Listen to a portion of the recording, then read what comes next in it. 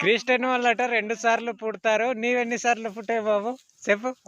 Christians వాళ్ళు 2 సార్లు పుట్టారని అంటున్నావు స్వామి. ఆ! ఎలా పుట్టారు 2 సార్లు నాకు అది చెప్పు.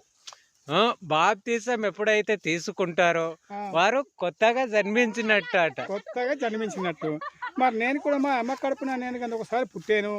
నాకు మళ్ళీ అంటే నామకరణం పెట్టినప్పుడు కూడా అది పుట్టినట్టే కదా. అదొకసారి ఆ, పెళ్లి చేసుకుంటే ఒకసారి 3 సార్లు నేను పుట్టాను.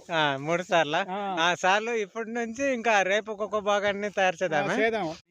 క్రిస్టియన్ వాళ్ళట 2 సార్లు పుడతారు. నీవెన్ని సార్లు పుట్టావు బాబు? చెప్పు. క్రిస్టియన్స్ వాళ్ళు 2 సార్లు పుట్టారని అంటున్నావు స్వామి. ఆ, ఎలా పుట్టారు 2 సార్లు నాకు అది చెప్పు. బాప్తిసం ఎప్పుడైతే తీసుకుంటారో ఆ, వారు కొత్తగా జన్మించినట్టు అట. కొత్తగా జన్మించినట్టు. మరి నేను కూడా మా అమ్మ కడుపున నేను కనుక ఒకసారి పుట్టాను. నాకు మళ్ళీ అంటే నామకరణం పెట్టినప్పుడు కూడా అది పుట్టినట్టే కదా. అదొకసారి ఆ, పెళ్లి చేసుకుంటే ఒకసారి 3 సార్లు నేను పుట్టాను. 3 సార్లా? ఆ, ఆ సార్లు ఇప్పటి నుంచి ఇంకా రేపు ఒక్కొక్క భాగాన్ని తయారు చేద్దామా? చేద్దాం. క్రిస్టియన్ వాళ్ళట 2 సార్లు పుడతారు. నీవెన్ని సార్లు పుట్టావు బాబు? చెప్పు. క్రిస్టియన్స్ వాళ్ళు 2 సార్లు పుట్టారని అంటున్నావు స్వామి. ఆ, ఆ, ఎలా పుట్టారు 2 సార్లు నాకు అది చెప్పు.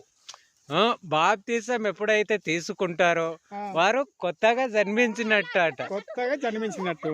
మరి నేను కూడా మా అమ్మ కడుపున నేను కనుక ఒకసారి పుట్టాను. నాకు మళ్ళీ అంటే నామకరణం పెట్టినప్పుడు కూడా అది పుట్టినట్టే కదా. అదొకసారి ఆ, పెళ్లి చేసుకుంటే ఒకసారి 3 సార్లు నేను పుట్టాను. 3 సార్లా? ఆ, ఆ సార్లు ఇప్పటి నుంచి ఇంకా రేపు ఒక్కొక్క భాగాన్ని తయారు చేద్దామా? చేద్దాం.